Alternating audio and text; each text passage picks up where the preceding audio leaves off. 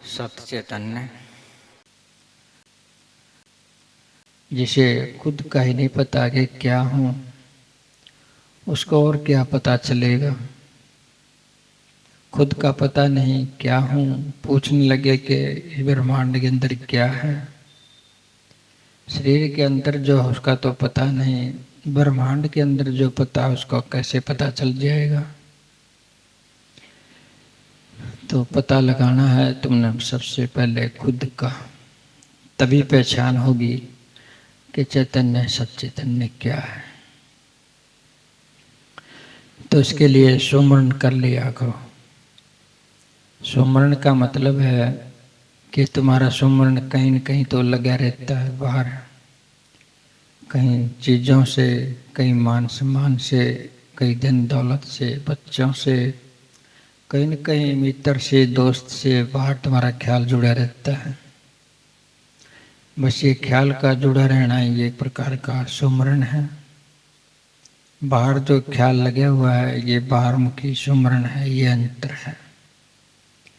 जैसे तुम्हारा ख्याल बाहर जुड़ा है, ऐसे उस ख्याल को अपने से जोड़ लो सुमरण के जरिए से। ये सुमरण सब चैतन्य का कि तुम जो सुमरण करोगे वो बाहर का लगाव से काट देगा। बाहर का लगाव तभी कटेगा जब तुम नाम से लगाव करोगे, अपने आप से लगाव करोगे। जितना गहरा तुम्हारा खुद से लगाव हो जाएगा, इतना ही बाहर से भी कटाव हो जाएगा, अंदर ठहर जाओगे। तो नाम तो खुद में ठहरने की विधि है, तरीका है कि बाहर जुड़े हो, अंदर जुड़ जाओ। सुमरण के जरिए से बाहर का लगाव कट जाए और तुम्हारा लगाव भीतर जुड़ जाओ, अपने अंदर ठहर जाओ। जो सुमरण करता है, तुम ध्यान करके देखना कि तुम ना तो पास्ट में होते हो, भूतकाल में। भूतकाल का मतलब पीछे का जो समय बीत गया, भूतकाल की यादें, भूतकाल के दृश्य, भूतकाल की घटनाएं, वो नहीं हो सकती। भूतकाल में तुम्हारा ख्याल कभी नहीं होगा अगर तुम सुमरण करते हो, और भविष्य में भी नहीं होगा। आगे की ओर भविष्य की चिंताएं करते हो, कल्पनाएं करते हो, क्या होगा, क्या करें, पता नहीं क्या हो जाए। तो तुम भविष्य से भी नहीं जुड़ोगे। सुमरण करोगे न तो तुम भविष्य में हो सकते हो, न भूतकाल में हो सकते हो। तो कहाँ होगे? कहीं तो होगे, मौजूद होगे। फिर तुम अपने आप में होगे, जो वर्तमान है उसके अंदर होगे। तो सुमरण नाम का महत्व तो ये भी है कि तुमको मौजूद अवस्था में ठहरा देगा, और मौजूद अवस्था आपके आत्म स्वरूप की अवस्था है, आत्मा में ठहरा देगा। तो प्रेजेंट में जियोगे, आनंद रहेगा, पास्ट नहीं पकड़ेगा, भविष्य नहीं पकड़ेगा, अपने आप में जीवोगे आनंद से, हल्के फुल्के। टेंशन, भय, सारी चीजें कब आती हैं? जब तुम भूतकाल में होते हो, जब तुम भविष्य काल में होते हो। कल ही एक भाई बात कर रहा था कि एक बुजुर्ग था, उसको लकवा मार गया, उसे हिला डुला नहीं जाता। वो जवान आदमी था जो ये बातें कर रहा था। ऐसा ना हो कि मेरे साथ भी हो जाए। ये भविष्य में चला गया हो, अब तो जवान है, भविष्य की चिंता में चला गया। उस दृश्य को देख करके बूढ़े के लकवा मारा है, मेरे ना लग जाए। ये भविष्य की चिंता है, खामखाई की चिंता। लगे ना लगे इसकी क्यों चिंता करते हो? सुमरण कर लो तुम। जैसे अब हो ऐसे ही आगे भी होगे तुम। अब कुछ हो वैसा होने की कोशिश करो, आगे की भूतकाल की तुम चिंता ना करो। अपने अंदर ठहरो। ठहरने का तरीका नाम का जप है, समझते हो? सीधा सरल रास्ता है ये, कभी कोई भी कर सकता। पहली पीढ़ी नाम की गुरु बता गयो जी, ये पहली पैड़ी समझो, इसको तुम्हारे से जोड़ देगी ये।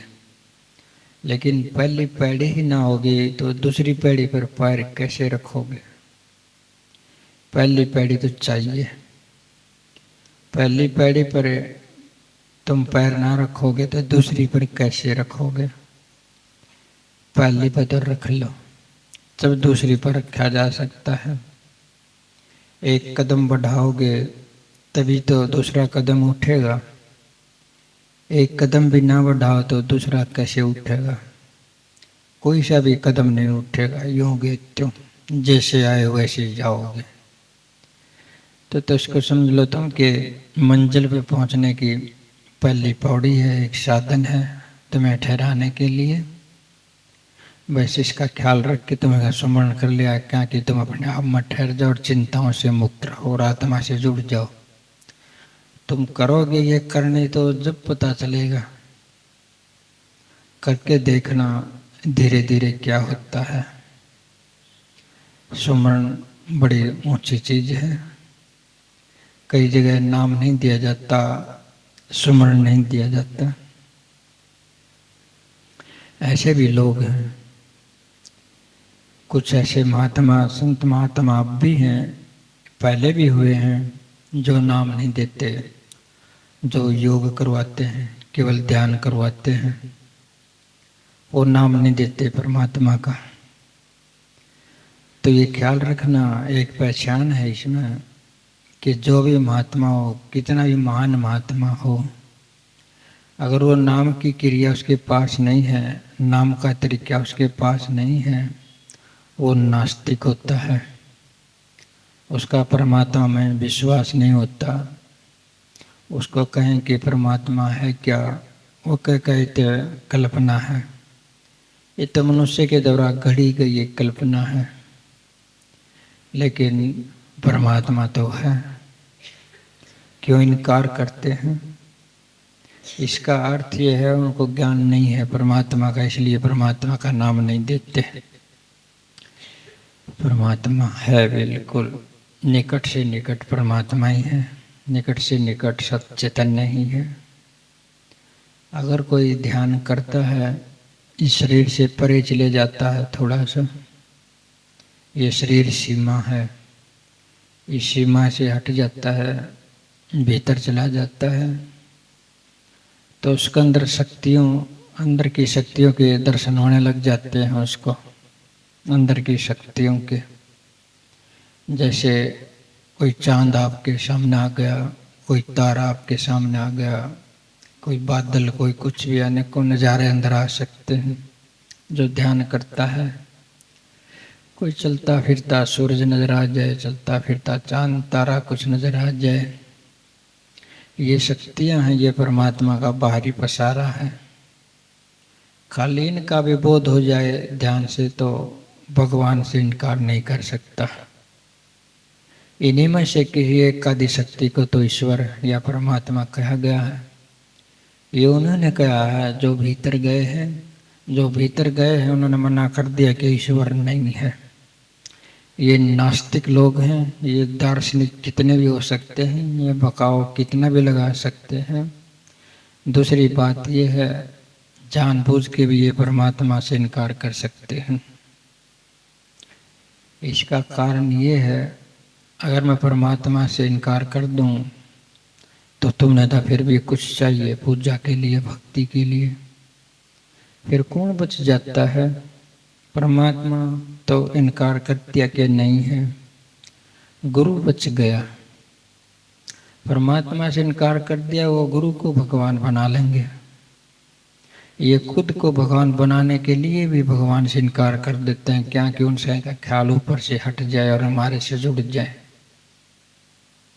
ये अहंकार की एक तरकीब भी हो सकती है।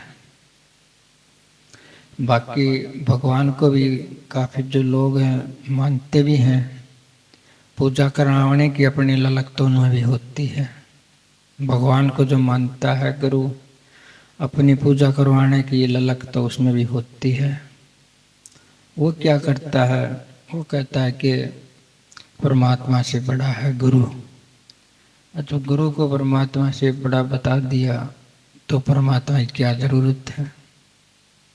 कुछ तो ये करेंगे अपने अहंकार की फैलाव के लिए, या तो ये कहें कि भगवान नहीं है, या यूं कहें कि गुरु भगवान से बड़ा है।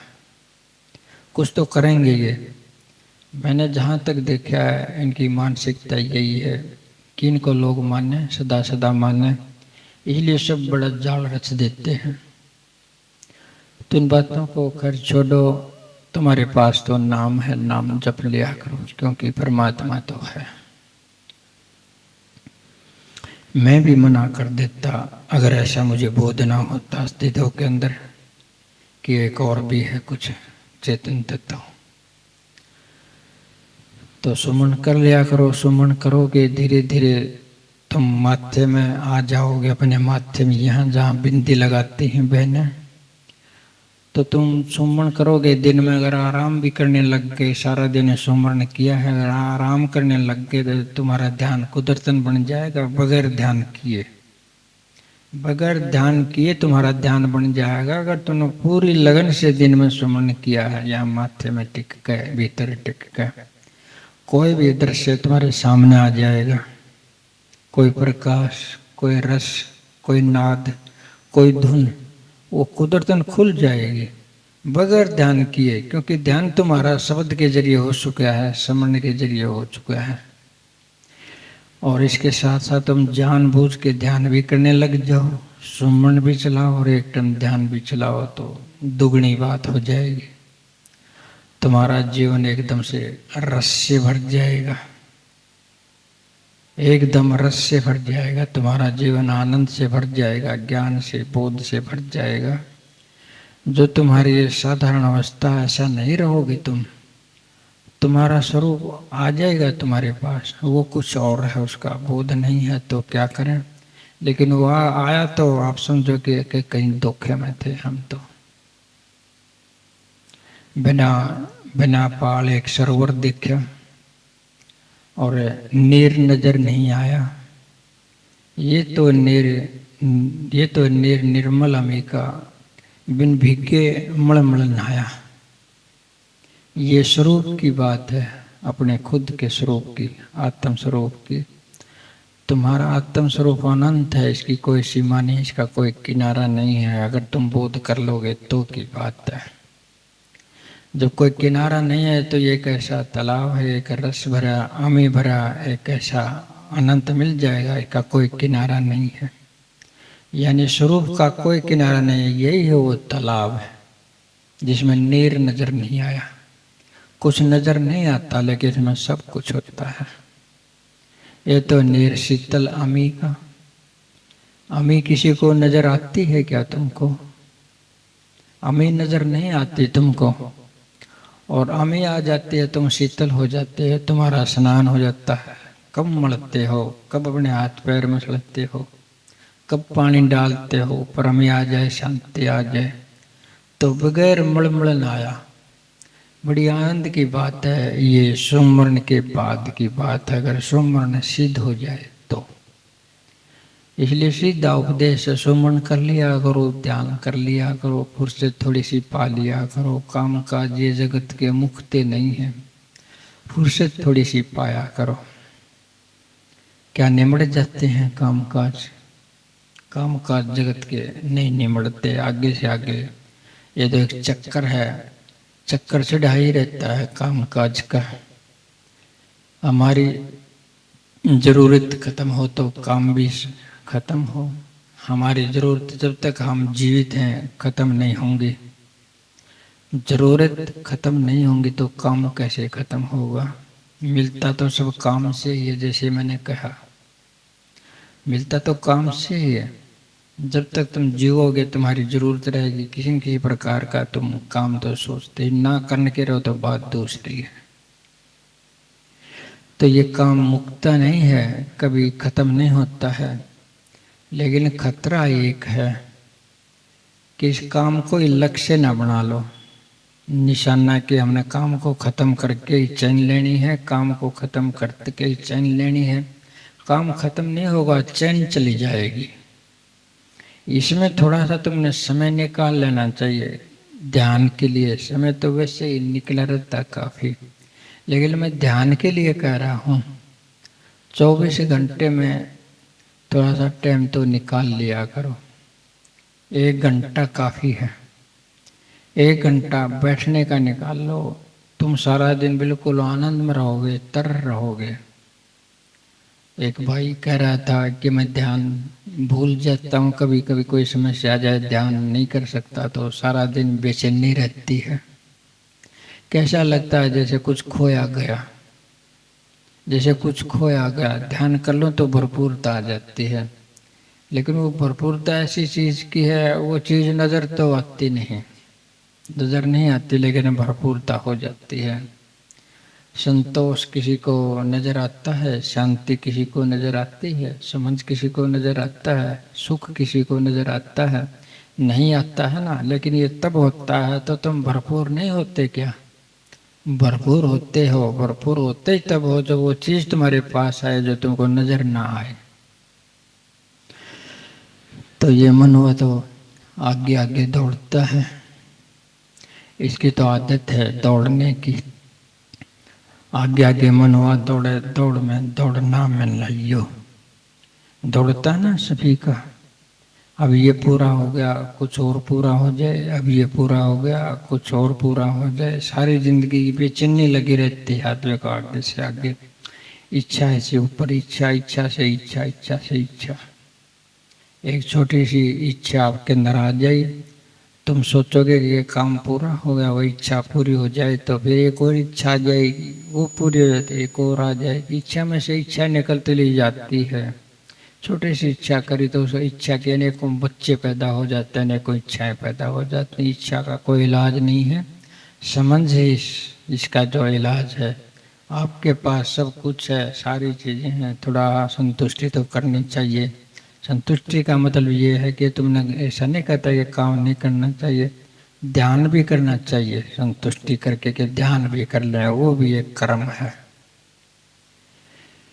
तो कर्म कर लिया करो, ध्यान का थोड़ा सा टाइम निकाल लिया करो। ये जो मन है ये तुमको दिखाई देता है किसी को? आज तक किसी ने मन दिखाई देता हो क्या? दिखा है किसी को मन? लेकिन तंग सभी को करता है। ये ऐसा दुश्मन है जो किसी को दिखाई नहीं देता। दिखाई देता हो तो आदमी बच जाए उससे, कुछ तो कर सकता है, लेकिन ये दिखाई नहीं देता। ये एक ऊर्जा है तुम्हारे भीतर की, अपनी ऊर्जा है, ताकत, बल है इसका नाम। ये यहाँ तुम्हारे माथे में है, ये ऊर्जा। जहाँ आत्मा बैठती है यहीं पर ये मन भी बैठता है, यहीं पर ये बुद्धि भी बैठती है, यहीं पर ये अहंकार भी बैठता है। यहाँ बड़ा जुगाड़ है तुम्हारे माथे के अंदर। तो ये मनो ऊर्जा जो है तुम्हारी, यहाँ तुम्हारे माथे में रहती है। जब ये शांत होती है तुम आत्मा जैसे होते हो, और जब ये शांत नहीं होती तुम मन जैसे हो जाते हो। मन में और आत्मा में कोई अंतर पूछे तो क्या बताओगे? कि आत्मा के मन है, मन और आत्मा में क्या अंतर है? जब तुम इच्छाओं के साथ होते हो तो मन होती है आत्मा, और जब इच्छाओं से दूर होते हो तो तुम आत्मा होते हो। बस इतना ही है। इच्छाओं के साथ ना हो तो आत्म स्वरूप हो, इच्छाओं के साथ हो तो मन स्वरूप हो तुम। ये ध्यान रख लिया करो। तो इस मन कैसे जागृत कैसे होता है, इसकी क्या टेक्निक है, कैसे क्रिया होती है इसके अंदर के तुमको तकलीफ दे देता है? जैसे एक तालाब है, शांत तालाब है बिल्कुल, और उसमें तुमने कंकर फेंक दी, उस तालाब में अनेकों तरंग उठेंगे। कुछ समय के बाद वे वो तरंग शांत हो जाएंगे, फिर वैसा ही तालाब हो जाएगा शांत। फिर एक कंकर फेंक दो, फिर वही हालत है। ये तुम्हारी जो मनो ऊर्जा है, इसको ऐसा ही समझो जैसे तालाब जैसी। जब ये शांत होती है तो आत्म स्वरूप तुम्हारे पास होता है। अगर इसमें तुम कंकर फेंक देते इस ऊर्जा में तो अनेकों लहरें उठती हैं। लहरें सदा उठ नहीं रह सकती, फिर शांत हो जाती हैं। फिर कोई इच्छा आ जाती है, फिर इच्छा के कंकर फेंक देते हो इसमें, समझो ना, इस ऊर्जा में। फिर तुम फेंक देते कोई कंकर, फिर लहर है। बस यही है इसका मनोविज्ञान, मन का सक्रिय होने का। तुम्हारे अंदर इच्छा आती है, वो समझो एक कंकर आ गई तुम्हारे पास, वो कंकर आ गई, तुमने इच्छा को पूरा करना चाहा तो समझो तो तुम्हारी मनो ऊर्जा है शांत, तो उसमें कंकर फेंकी गई। इच्छा को पूरा करना चाहोगे तो तुम्हारी मनो ऊर्जा जो शांत थी उसमें कंकर फेंकी गई, उसमें तरंग पैदा हो गई। बस इन तरंगों का जो पालन तो कर लेगा तो मनोअवस्था में आ जाएगा, वो मन रूप हो जाएगा। जो तरंग उठते हैं उनका पालन ना करे तो मन कहीं नहीं है। जब तरंग का पालन करोगे, लहर का पालन करोगे, तुम्हारे मनो ऊर्जा में जो कंकर फेंकने से इच्छा की लहर उठ गई, अगर उस लहर का पालन तो कर लिया तुमने तो तुम मन के साथ हो गए, मन हो गए। अगर पालन नहीं किया तो वो लहर उठ कर वहीं पर शांत हो जाएगी, फिर कहाँ मन है। बस लहर का पालन करने में मन है और उसका निषेध करने में आत्मा है। समझते हो ना? बस इतना समझ लो तुम। जैसे तुम सड़क से जा रहा है, एक बहुत बढ़िया सुंदर सी गाड़ी, नई सी गाड़ी निकली है और आपके पास से निकल जाए और आपको दिखाई दे जाए और आपके मन में पैदा हो जाए गाड़ी तो बड़ी अच्छी है, चाहिए, ये भी इच्छा हो गई ना पैदा। इच्छा तो पैदा होगी, कोई बात नहीं। इस इच्छा का तुम पूर्ण करने लगोगे तब वो कंकर फेंकी जाएगी। ये गाड़ी मेरे पास भी होना चाहिए, एक गाड़ी लेने के लिए क्या क्या करूं मैं। अगर ऐसी चीज तुम्हारे अंदर पैदा होगी तो तुम्हारी मनो ऊर्जा में कंकर फेंकेगी, लहर लहर पर लहर, लहर पर लहर, इनका कोई अंत नहीं आ सकता। तो कार का, गाड़ी का असर पड़ा देखने से, इच्छा पैदा हुई, इच्छा को पालन करने का, उसको पूरा करने का इरादा पैदा हो गया, बस मन चालू हो गया। ये इरादा पैदा ना होने तो दिख जाए तो दिख जाए गाड़ी, कोई बात नहीं। अगर लहर पहले उठती उसको वहीं पर दबा दो तो मन नहीं है। फिर मन तो लहर है, तुम्हारी स्वीकृति में है, तुम्हारे स्वीकार में है। मन नहा तो मन है कहाँ? तुम ही तो हो। वैसे मन है कहाँ? तुम ही तो हो। तो मन कोई ऐसी चीज नहीं है जिसके ऊपर तुम भांडा फोड़ते रहते हो, वो तुम ही हो। जब इच्छाओं का पालन करते हो, तरंगों का पालन करते तो तुम ही मन रूप हो जाते हो। तुम कहते हो कि मन ने कर दिया, प्रभावित तो तुम हुए हो, तुम ही तो कर रहे हो सब कुछ, और कोई कर रहा है। लेकिन मन के ऊपर तुम फोड़ देते हो, तुम दो बना लेते हो। लेकिन ये ध्यान रखो, मन और तुम दो नहीं हो, सब तुम स्वीकार करते हो तो इसमें मन है, स्वीकार नहीं करते तो इसमें कोई मन नहीं, किसी के पास कोई मन नहीं। मैंने तो देखा नहीं। जब निषेध कर देते हैं हम किसी चीज का तो मन कहाँ हो वहां पर? आत्मा ही आत्मा, हम तो अपने अंदर ठहर गए। तो एक छोटा सा दृष्टांत आता है मन के संबंध में, कि मन के साथ कैसे क्या हो जाता है, आदमी के साथ कैसे क्या हो जाता है। एक ऋषि हुए भारद्वाज। भारद्वाज ऋषि गंगा में स्नान करने गए। गंगा में स्नान करने गए तो डुबकी लगाई। डुबकी लगाई तो ऊपर निकला तो उसको एक अप्सरा दिखाई दे गई। वो भी जो गंगा से डुबकी लगा कर निकल रही थी, वो नंगी अप्सरा उसको दिखाई दे गई, अति सुंदर। उसके मन में काम भाव जागृत हो गया, यानी काम की इच्छा पैदा हो गई। अब ये इच्छा पैदा हो गई, देखने से हो गई ना। अगर अप्सरा उसको दिखाई ना देती, वो अकेला ही होता तो उसके प्राणों में कोई कंपन नहीं आता। वो तो उसके प्राणों को टच कर गई, वो कंकर फेंकी गई है उसके अंदर। तो वेग को तो रोक गया, लेकिन उसका जो वीर्य था वो खंडित हो गया देखने मात्र से। ये मन का खेल बताता हूँ कि मन एक ऊर्जा है, इसके अंदर कंपन उठेगी तो कहीं ना कहीं जाएगी, वो नहीं उठे रोक दोगे तो रुक भी जाएगी। तो उसके अंदर थोड़ी सी मनोकामना उठी थी तो उसका वीर्य खंडित हो गया, तो थोड़ा जागृत हो गया। वीर्य खंडित होते ही उसने उसको अपने पात्र में रोक लिया। वो रखते हैं ना ये बाबे के कमंडल सा बोलते हैं, मिट्टी का बर्तन था, द्रोण नाम का पात्र था उसके अंदर।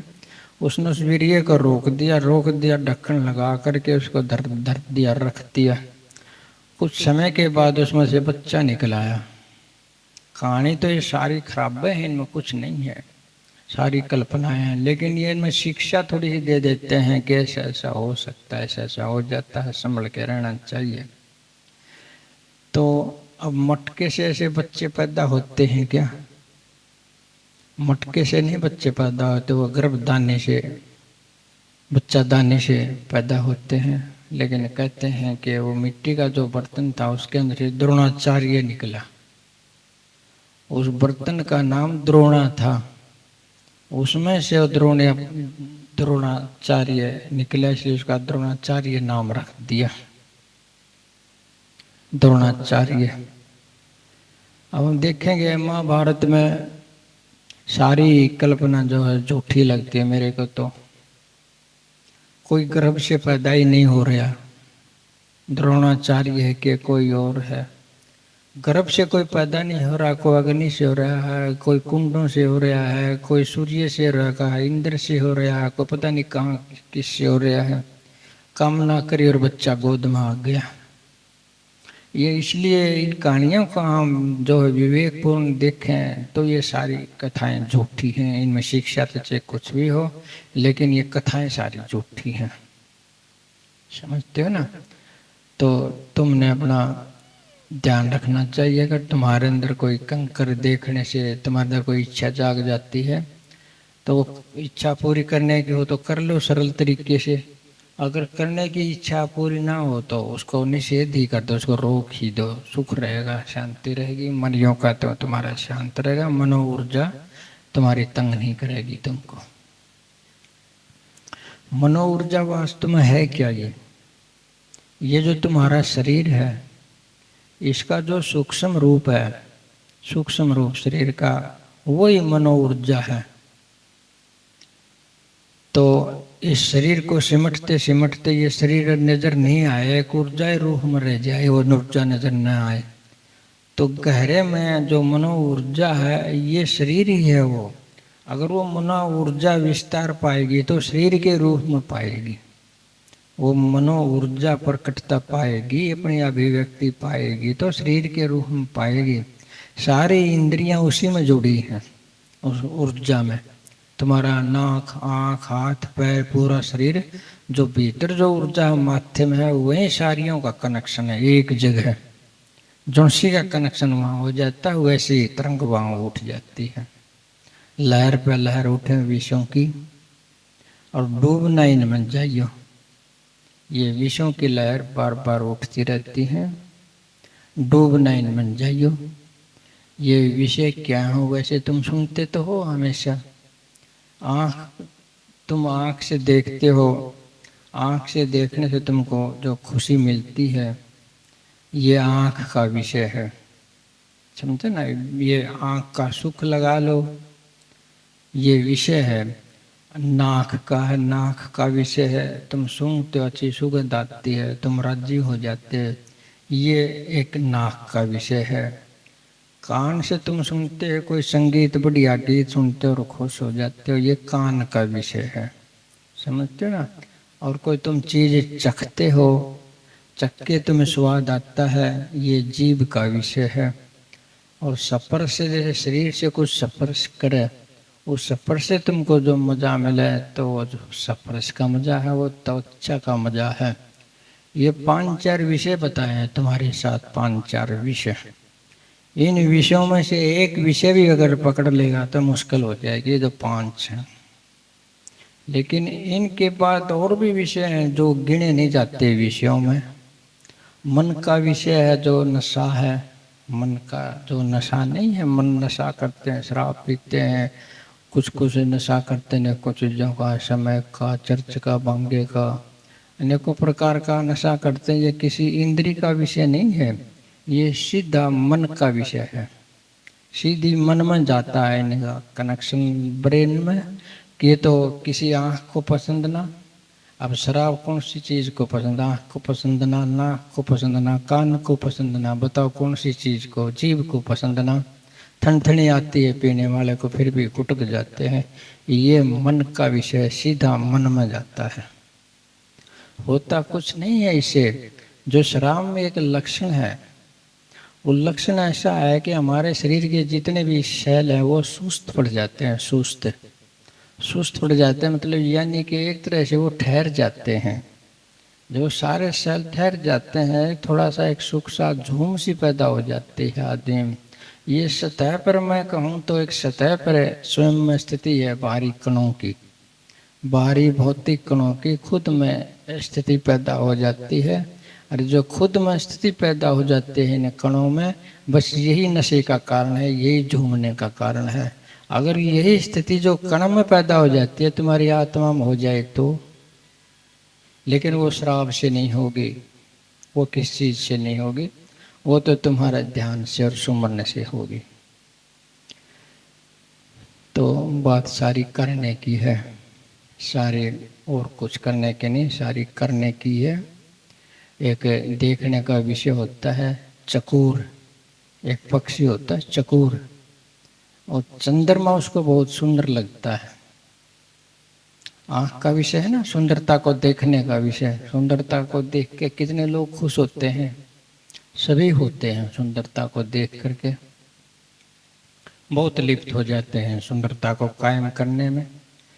तो वो सुंदरता जो चांद की है, पूर्णमासी के दिन देखने लायक है। तुम भी देखो कभी, जब चंद्रमा साफ आकाश में निकला हुआ देखो तो थोड़ी सी शोभा, कैसी शोभा है, आनंदित हो जाओगे। सही से देख लिया तो समझो अस्तित्व को देख लिया, सही से देख लिया तो समझो चैतन्य को देख लिया। सही से देखने की बात है, कोई मनोभावनाएं बना कर देखने जो है, खाली देख कर देखो तुम कितना चमकीला शानदार पवित्र है। आकाश में निरोल है, ऐसे निरोल आकाश में तुम हो जाओ तो कैसे हो जाओगे। तो चंद्रमा और चकोर का प्रेम होता है, पूर्णमासी के दिन अटल होता है इनका। सारी रात जो चकोर है वो चंद्रमा को देखता रहता है, इधर से चंद्रमा निकलता है उधर छुपता है। चकोर का अगर इधर फेस है तो उसके साथ घूमता घूमता इधर चला जाएगा। तो चंद्रमा को देखता रहता सारी रात, इतना तगड़ा प्रेम है उनका देखने का, सुंदरता को देखने का। सुंदरता से प्रेम की बात है ये। लेकिन इस प्रेम के साथ इस प्रकार से कुछ दुश्मनाई भी तो होती है, साथ में दुश्मनाई भी होती है। एक उल्लू होता, उल्लू उसको रात को दिखाई देता है, उस उल्लू को वो चकोर दिखाई देता है, उसका ध्यान तो सारा चांद देखने में है, लेकिन उल्लू को मौका मिल जाता है उसकी गर्दन तोड़ देता है। समझे ना, उसकी गर्दन तोड़ देता है। हम भी अगर सुंदरता पे इतने लट्टू हो गए तो दुश्मनाई तो चारों तरफ है, हमारी गर्दन भी कुछ छोड़ देगा नहीं। थोड़ा सा होश में रहने की जरूरत है अगर सुंदरता के साथ रहना है। सुंदरता बुरी चीज नहीं है, लेकिन सावधानी की बात है कि ऐसा ना किसी पर लट्टू होकर के रह जाओ, अपनी आत्मा को ही भूल जाओ, खुद को ही भूल जाए, सारी चीजों को ही भूल जाओ। ये मन है, इस मन को तुमने अपना थोड़ा समझने की बात है। ये मन तुम्हारी सूक्ष्म से सूक्ष्म ऊर्जा है, ये मनो ऊर्जा ही तुम्हारे शरीर के रूप में फैली हुई है, सब इंद्रियों के रूप में, दिल के रूप में, सब चीजों के रूप में ये मनो ऊर्जा फैली हुई है। ये दिखाई नहीं देती, शरीर के रूप में दिखाई देती है, मूल रूप में ये दिखाई नहीं देती। तो मन के बारे में तो समझ गए होगे कि आगे से आगे दौड़ता है, दौड़ में दौड़ना में लाइयो। एक आदमी था, एक लकड़हारा, बहुत गरीब लकड़हारा, तो गुजारा ना चला उसका। लकड़ी काटे, थोड़ी बहुत लकड़ी मिल जाए सस्ते भाव में ले जाए अपना। बच्चे ज़्यादा हैं, झोपड़ी है, सारा सिस्टम है, लेकिन पेट ही नहीं चलता उसका, पेट में रोटी भी नहीं पड़ती, इतना गरीब बेचारा। अब शाम की रोटी है तो सुबह की नहीं है, कमा लिया तो खा लिया, ना कमा के लाए तो खाई क्या, ऐसी हालत हो जाती है कईयों की। तो घूमते घूमते एक फकीर वहाँ आ गया, उसकी हालत देखी कि भाई तो इतना गरीब है, तेरे को युक्ति बता दूं तो मैं कि बताओ जैसी तो क्या बात है, मैं तो बहुत दुखी हूँ। उसने एक चमत्कारी मटका दे दिया कि इस मटके से समझाने की बात है ये। उस मटके से जो मांगोगे वही मिल जाएगा आपको। घर बैठे बैठे इस मटके से तुम मांगते रहना, जो कुछ भी मांगो। अब शुरू में तो वही मांगेगा जो उसकी पहली समस्या है। पहले तो रोटी की समस्या थी, उसने रोटी मांग ली, रोटी आ गई। फिर कपड़े की समस्या है, कपड़ा मांग लिया, कपड़ा आ गया। फिर मकान की समस्या है, मकान मांग लिया, मकान आ गया। इबाग सुविधाओं की समस्या है, मकान में ये भी होना चाहिए, मकान में वो भी होना चाहिए, मकान में वो भी होना चाहिए। जो जो भी होना चाहिए तुम जानते हो, सारी चीज़ मांग ली, सारी चीज़ें होगी, बैंक बैलेंस भी हो गया, हीरे जवाहरात सब कुछ हो गया, पूरा का पूरा एक दिन धनी हो गया। अब धन ने उसके अंदर जो है वो बेहोशी छा गई।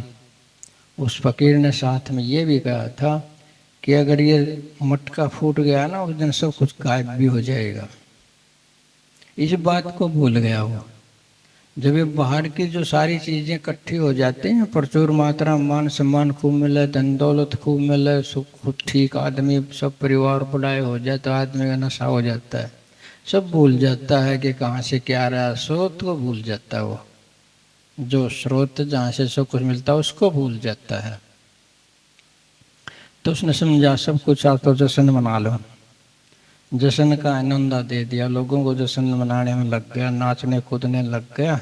और जो मटका था उन्होंने सिर पर रख लिया खुशी में कि ये देता है। और खुशी में नाचने लग गया तो उसका पैर फिसल गया और मटका फूट गया, सब गायब। समझे इस बात ने? ये शिक्षा कहीं और है। ये शरीर भी एक मटका है, इससे तुम कुछ भी मांगते रहो, मेहनत करके कर्म करके, जैसे मैंने कहा कर्म कर करके शरीर से सब कुछ मांग सकते हो, वही मिल जाएगा। लेकिन ये जब ना रहेगा तो वो जो तुमने इकट्ठा कर लिया इसके जरिए से, वो क्या रह जाएगा पास में? ये मटका फूटा तो सब गया, यो मटका फूटा तो वो गया, ये मटका फूटा तो वो गया। रह जाता ना यहीं के यहीं, जो मर जाता है सब कुछ यहीं रह जाता है, उसका कमाया धरा धरा सब मर जाता है, भीतर का कुछ करा नहीं, मटका उसका फूट गया, खाली मटका ठेगरे, है ना। तो इसलिए मैं कहता हूँ ध्यान लगाइयो, सुमन करियो और भीतर का कुछ पाइयो। थोड़ा सा कर लिया करोगे अब, समझा समझा मैं तो छक लिया, करते को नहीं था हैं, कोई बड़ी बात नहीं, अपना 1 घंटा तक काट लिया करो, मजा आ जाएगा। तुम निकाल के देखो, एक तरह से तो निकाल लोगे। मैं तुमको कह दूं कि भाई 40 दिन ध्यान करो, तुम्हें माता दिखाई देगी और आशीर्वाद देगी, मांग ले क्या मांगना है। तुम 41 दिन क्या, तुम बहुत बहुत ज्यादा दिन तक तुम कर सकते हो ये काम। 41 महीने के बताए ना हम, वो भी कर लोगे। लेकिन ये होना चाहिए माता प्रकट होगी, जब होगा कुछ न कुछ, देवता प्रकट होगा, हनुमान प्रकट होगा, जब होगा कुछ न कुछ। अब मैं कहता हूँ कि वही प्रकट होगा जो तुमको दिखाई नहीं देता, लेकिन मूल्यवान वही है जो तुम्हें दिखाई नहीं देता। ऐसे में कैसे करोगे? ये मन की खुराक तो है नहीं। मन की खुराक तो ये है कि तुम 40 दिन पाठ कर लो, माता दिखाई देगी। मन की बात तो ये है, ये इसमें कुछ नहीं है। जो आवेगी तुमने दे भी देगी तो क्या होगा? मटका तो फूटे जाओगा, कुछ नहीं है फिर। ठीक है, अपना सुमरण कर लिया करो, कुछ ना परमात्मा से चाहा करो। जब भी कुछ ना चाहोगे तो तुम अमीर हो, बस यही पक्की बात है। कुछ भी ना चाहोगे ना और कर्म में विश्वास रखोगे परमात्मा से, तुम अमीरों के अमीरों, बादशाहों के बादशाह, कति पक्की बात है यार। ऐसा कर लिया करो थोड़ा सा, बस बहुत सचेतन है।